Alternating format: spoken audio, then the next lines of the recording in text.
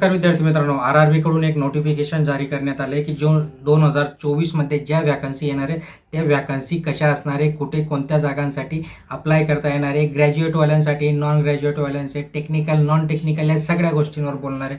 त्यामुळे शेवटपर्यंत बघा, कारण की तुम्हाला अभ्यासासाठी वेळ याच्यातनं नक्कीच मिळणार आहे. चॅनलवर नवीन असाल तर लाईक करायचा, शेअर करायचा, सबस्क्राईब करायचा. बघा, मध्यंतरी जे ॲडव्हर्टाईज आल्या होत्या त्या ALPच्या आल्या होत्या आणि टेक्निशियनच्या आल्या होत्या.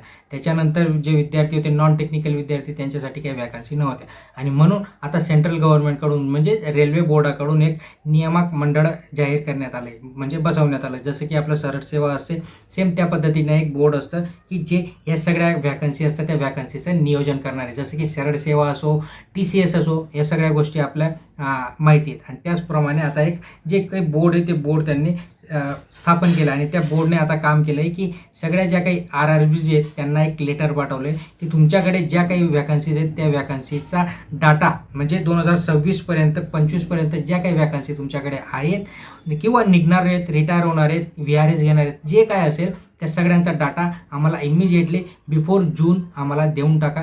त्याच्यानंतर काय होणार आहे, त्याच्यानंतर ही वॅकन्सी निघणार आहे. आता याच्यामध्ये कोणत्या कोणत्या वॅकन्सी आहेत ते पण आपण जाणून घेऊया की NTPC ग्रॅज्युएटच्या याच्यामध्ये वॅकन्सी असणार आहे की ज्या आपल्याला ग्रॅज्युएशनवर पण मिळतात, म्हणजे नॉन टेक्निकल ग्रॅज्युएशनवर आपल्याला याच्यामध्ये जागा मिळतात. आता NTPC अंडर ग्रॅज्युएट म्हणजे जे काही 10वी-12वी विद्यार्थी असतात ज्यांच्याकडे टेक्निकल स्किल नाही आहे, फक्त 10वी-12वी एवढी डिग्री आहे त्यांच्याकडे, त्यांच्यासाठी ग्रुप C, D अशा ज्या काही वॅकन्सी असतात या निघत असतात. त्याच्यानंतर मित्रांनो पॅरामेडिकलच्या पण जागा याच्यामध्ये आहेत. जसं की जे काही रेल्वेचे हॉस्पिटल असतात, नर्सेस असतात, त्यांच्यामध्ये मेडिसिन वगैरे ज्या काही गोष्टी असतील रेल्वेशी रिलेटेड विथ हेल्थ डिपार्टमेंट त्यांच्या रिलेटेड पॅरामेडिकलच्या जागा असतात. सो तिथे पण खूप काही मोठ्या जागा ह्या निघणार आहेत. आता ह्याच्यामध्ये मित्रांनो जे काही जागा निघणार आहेत त्या कधी निघणार आहेत, मग जूनपर्यंत हे सगळा डाटा आता अहमदाबाद, पटना वगैरे जे काही सगळे RRBचे झोन आहेत त्यांच्याकडून डाटा जूनपर्यंत येऊन जाणार.